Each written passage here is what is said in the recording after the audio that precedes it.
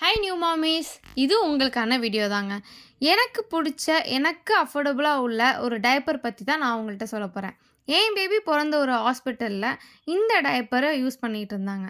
எனக்கு இந்த டயப்பர் மேலே ஓகேவான ஒரு அபிப்பிராயம் தான் இருந்துச்சு. ஓகே, ஒன்ஸ் 3 மந்த்ஸ்க்கு அப்புறம் நான் எப்போ என் பேபிக்கு ஒரு டயப்பர் யூஸ் பண்ண ஆரம்பித்தேனோ அப்போலேருந்து இந்த பிராண்டு தான் நான் யூஸ் பண்ணிக்கிட்டு வரேன். நான் பேபி டயப்பர் போகிறதுக்கு முன்னாடி அவங்களுக்கு ஒரு கோகனட் ஆயில் அப்ளை பண்ணிட்டு தான் ஃபஸ்ட்லேருந்தே நான் டயப்பர் யூஸ் பண்ண ஆரம்பித்தேன்.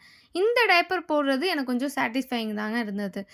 எந்த ஒரு இச்சிங்கோ, ரேஷஸோ அவங்களுக்கு எந்த ஒரு அன்கம்ஃபர்டபுள்னஸோ இந்த டயப்பரால வந்தது கிடையாது.